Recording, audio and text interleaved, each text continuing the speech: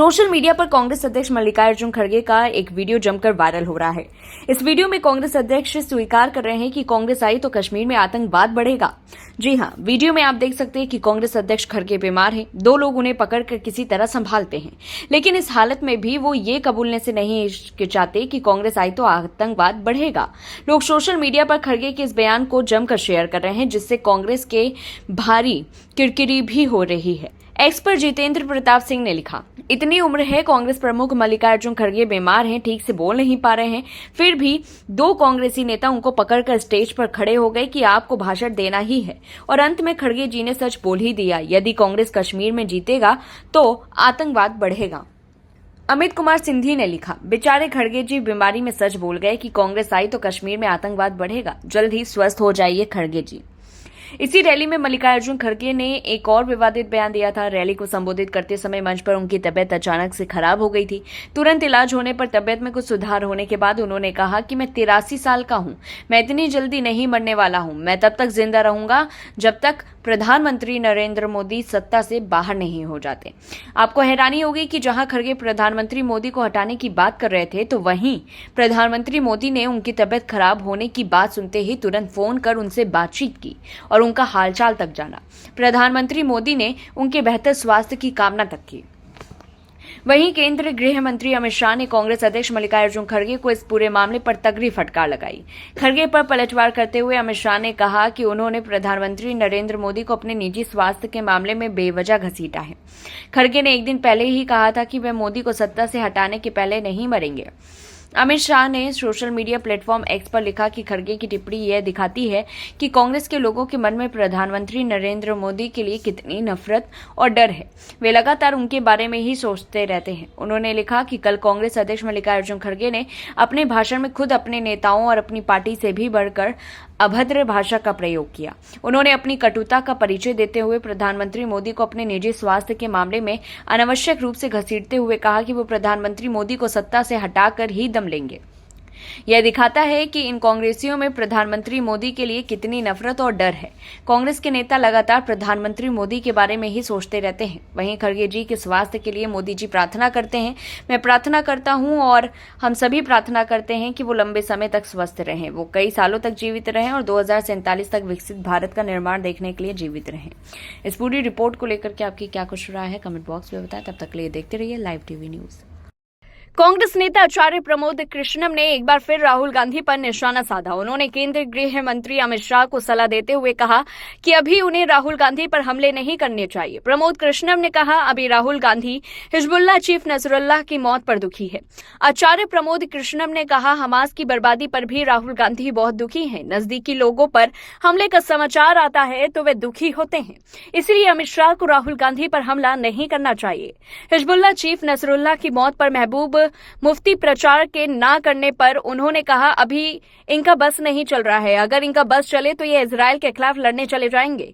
इनका बस चले तो ये AK-47 लेके हमास और हिजबुल्लाह के लिए लड़ने चले जाएंगे। आचार्य प्रमोद कृष्णम ने कहा, अभी हरियाणा का चुनाव बहुत सही चल रहा है। अगर राहुल गांधी हरियाणा चले गए तो हुड्डा जी की मेहनत को बर्बाद कर देंगे। हरियाणा में चुनाव नवरात्रि के समय पर है और दुर्गा मां भी उनके साथ रहेंगी, जो उनकी बात करता है। और राहुल गांधी हमेशा दुर्गा मां का अपमान करते आए हैं। पीएम मोदी पर मल्लिकार्जुन खड़गे के बयान पर प्रमोद कृष्णम ने कहा कि मैं उनकी लंबी उम्र की कामना करता हूं। मैं कामना करता हूं कि खड़गे साहब 100 साल से ज्यादा जिएं और 2047 तक मोदी जी प्रधानमंत्री रहें। दरअसल जम्मू कश्मीर में एक रैली को संबोधित करते वक्त मल्लिकार्जुन खड़गे की तबियत बिगड़ी थी। इसके बाद उन्होंने संबोधित करते हुए कहा कि मैं 43 साल का हूं, लेकिन अभी मरने वाला नहीं हूं जब तक मोदी को सत्ता से नहीं हटा देता। वहीं हरियाणा विधानसभा चुनावों में 2 चुनावी रैलियों को संबोधित करने के बाद कांग्रेस नेता राहुल गांधी ने बड़ा दांव भी खेल दिया। राज्य में चुनाव प्रचार थमने से 2 दिन पहले वे 6 विधानसभा क्षेत्रों को पद यात्रा के जरिए कवर करेंगे। राहुल गांधी की पद यात्रा को बड़े सियासी दांव के तौर पर देखा जा रहा है। राहुल गांधी ने सोमवार सुबह 10:30 बजे अंबाला से नारायणगढ़ से अपनी पद यात्रा शुरू की। इससे पहले राहुल गांधी ने हरियाणा में बेहद सधी हुई राजनीति के तहत असंध और बरवाला में 2 रैलियां की थी। राहुल गांधी ने अपनी दोनों रैलियों के जरिए हरियाणा के बेहद अहम मानी जाने वाली जीटी बेल्ट को साधने की कोशिश की थी। अब राहुल गांधी ने विधानसभा चुनावों के बीच पदयात्रा का दांव खेल दिया है। वह पदयात्रा के जरिए से 6 बेहद अहम विधानसभा क्षेत्रों को कवर करेंगे। राहुल गांधी की पदयात्रा की शुरुआत अंबाला के नारायणगढ़ में सभा के साथ होगी। इसके बाद वे यमुनानगर होते हुए मौलाना पहुंचेंगे। कार्यक्रम के अनुसार मौलाना में राहुल गांधी एक सभा को संबोधित करेंगे। इसके बाद वे शाहबाद और लड़ावा होते हुए कुरुक्षेत्र पहुंचेंगे। राहुल गांधी फिर कुरुक्षेत्र में ही रात्रि विश्राम करेंगे। वे यहां पर भी एक सभा को संबोधित करेंगे। इस पूरी रिपोर्ट को लेकर के आपकी क्या कुछ राय है, कमेंट बॉक्स में बताएं। तब तक के लिए देखते रहिए लाइव टीवी न्यूज। प्रधानमंत्री नरेंद्र मोदी ने फोन कर कांग्रेस अध्यक्ष मल्लिकार्जुन खड़गे का हालचाल जाना। उनकी जम्मू कश्मीर में जनसभा को संबोधित करते वक्त तबियत बिगड़ गई थी। दरअसल कांग्रेस के राष्ट्रीय अध्यक्ष मल्लिकार्जुन खड़गे रविवार को जम्मू में भाषण देते हुए बेहोश होकर गिर पड़े। जसरोटा विधानसभा क्षेत्र के बरनौटी में संबोधन के दौरान बेहोश हो गए। इसके बाद मंच पर गिर पड़े। इसके बाद उन्हें कुछ मिनट के लिए भाषण रोकना पड़ा। कुछ देर बाद उन्होंने बैठकर कुछ मिनट भाषण दिया, लेकिन बीच में फिर रुक गए। बाद में उन्होंने खड़े होकर 2 मिनट भाषण दिया। जाते जाते सबको ये कहकर संबोधन किया कि वे 83 साल के हैं, अभी मरने वाले नहीं। उन्होंने कहा, तब तक नहीं मरूंगा जब तक मोदी को सत्ता से हटा नहीं लूंगा। इसके बाद पीएम नरेंद्र मोदी ने कांग्रेस अध्यक्ष मल्लिकार्जुन खड़गे से फोन पर बातचीत की। उन्होंने उनके स्वास्थ्य के बारे में जानकारी ली। बहरहाल अपने भाषण में कांग्रेस के राष्ट्रीय अध्यक्ष मल्लिकार्जुन खड़गे ने कहा कि ये लोग कभी चुनाव नहीं कराना चाहते थे। अगर वे चाहते तो 1-2 साल में ही चुनाव करा लेते। कांग्रेस के अध्यक्ष मल्लिकार्जुन खड़गे ने बीजेपी पर हमला बोलते हुए कहा कि सुप्रीम कोर्ट के आदेश के बाद वो चुनाव के लिए तैयार हो गए। प्रधानमंत्री नरेंद्र मोदी ने पिछले 10 सालों में भारत के युवाओं को कुछ नहीं दिया। अपनी तबियत बिगड़ने पर उन्होंने कहा कि जब तक पीएम नरेंद्र मोदी को सत्ता से हटा नहीं दूंगा तब तक मैं जिंदा रहूंगा और आपकी बातें सुनूंगा। खड़गे ने कहा कि हम राज्य का दर्जा बहाल करने के लिए लड़ेंगे।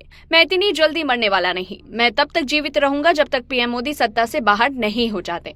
कांग्रेस की गारंटी युवाओं महिलाओं के साथ है। मल्लिकार्जुन खड़गे की एक और रैली अभी होनी थी। खड़गे को कठुआ के जीएमसी अस्पताल में भर्ती कराया गया। वहीं आपको बता दें कि 10 साल बाद चुनाव हो रहे हैं। कश्मीर का यूथ सब समझने लगा है। अब इमोशनल पॉलिटिक्स नहीं चलेगी। इंजीनियर राशिद ने इमोशनल कार्ड खेला है, लेकिन हम ऐसे लोग चाहते हैं जो हमारी आवाज उठाए, हमारे भले के लिए काम करे। जम्मू कश्मीर के बांदीपोरा में रहने वाले गौहर खान की चुनाव में उम्मीदें बिल्कुल साफ है। वे डेवलपमेंट चाहते हैं। जम्मू कश्मीर में 1 अक्टूबर को विधानसभा चुनाव के आखिरी फेज में 40 सीटों पर वोटिंग होनी है। इनमें जम्मू की 24 और कश्मीर की 16 सीटों पर वोट डाले जाएंगे। कश्मीर की गुरेज सीट पर बीजेपी कैंडिडेट फकीर मोहम्मद खान मुकाबले में हैं। अगर वे जीतते हैं तो पहली बार बीजेपी कश्मीर में अपना खाता खोल सकती है। आखिरी फेज के चुनाव में बीजेपी सबसे मजबूत पार्टी साबित हो सकती है। नेशनल कॉन्फ्रेंस कांग्रेस अलायंस दूसरे नंबर पर रह सकती है। नॉर्थ कश्मीर में इंजीनियर राशिद की अवामी इत्तेहाद पार्टी को बढ़त मिल सकती है। इस पूरी रिपोर्ट को लेकर के आपकी क्या कुछ राय है, कमेंट बॉक्स में बताएं। तब तक के लिए देखते रहिए live TV news. Haryana BJP बड़ी कार्रवाई करते हुए पार्टी के 8 नेताओं को 6 साल के लिए बाहर का रास्ता दिखा दिया है। ये नेता विधानसभा चुनाव में पार्टी उम्मीदवारों के खिलाफ निर्दलीय उम्मीदवार के रूप में चुनाव लड़ रहे थे और इन 6 नेताओं में पूर्व मंत्री रणजीत चौटाला और पूर्व विधायक देवेंद्र कादियान का नाम भी शामिल है। हरियाणा विधानसभा चुनाव से पहले बीजेपी ने अपने बागी नेताओं पर कड़ा एक्शन लिया। बीजेपी के आधिकारिक उम्मीदवारों के खिलाफ चुनाव लड़ने को लेकर 8 बागी नेताओं को 6 साल के लिए पार्टी से निष्कासित कर दिया गया है। इन नेताओं में संदीप गर्ग, रणजीत चौटाला, जिलेराम शर्मा, देवेंद्र कादियान, बच्चन सिंह आर्य का नाम शामिल है।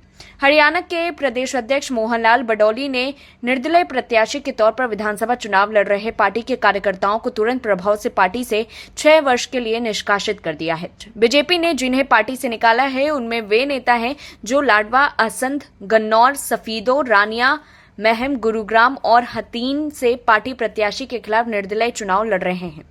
लाडवा से संदीप गर्ग, असंध से जिलेराम शर्मा, गन्नौर से देवेंद्र कादियान, सफीदे से बच्चन सिंह आर्य, रानिया से रणजीत चौटाला, महम से राधा अहलावत, गुरुग्राम से नवीन गोयल और हतिन से केहर सिंह रावत निर्दलीय चुनाव लड़ रहे हैं। इन्हें बीजेपी ने 6 वर्षों के लिए पार्टी से निकाल दिया और इन सब में रणजीत चौटाला का नाम चर्चा में है। रणजीत चौटाला कैबिनेट मंत्री रहे हैं।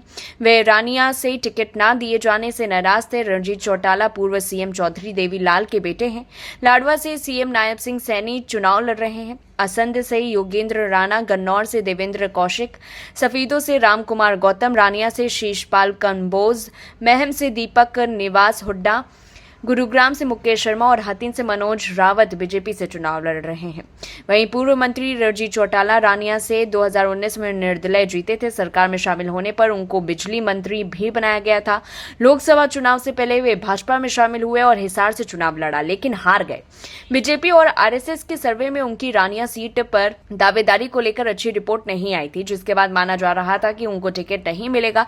इसके बाद बीजेपी ने गोपाल कांडा की पार्टी हलोपा से गठबंधन करने का ऐलान किया था। तय शर्तों के मुताबिक रानिया सीट हलोपा के खाते में चली गई, लेकिन गठबंधन की बात सिरे नहीं चढ़ी, जिसके बाद पार्टी ने रणजीत के बजाय यहां से शीशपाल कंबोज को टिकट दिया था, जिसके बाद रणजीत ने निर्दलीय लड़ने का ऐलान कर दिया। वहीं गन्नौर से टिकट मांग रहे मन्नत ग्रुप होटल्स के चेयरमैन देवेंद्र कादियान पहले भी भाजपा से निकाले जा चुके हैं। उनकी जगह पार्टी ने देवेंद्र कौशिक को टिकट दिया है। राधा अलावत महम से टिकट मांग रही थी। उनके पति शमशेर करखड़ा यहां से 2 बार हार चुके हैं और इस बार पार्टी ने भारतीय कबड्डी टीम के पूर्व कप्तान दीपक हुड्डा को टिकट दे दिया, जिसके बाद राधा ने निर्दलीय लड़ने का ऐलान किया। इस पूरी रिपोर्ट को लेकर के आपकी क्या कुछ राय है, कमेंट बॉक्स में बताएं। तब तक के लिए देखते रहिए लाइव टीवी। कांग्रेस मुख्यमंत्री को ईडी ने दबोचा। कर्नाटक के मुख्यमंत्री सिद्धारमैया की मुश्किलें बढ़ गई हैं।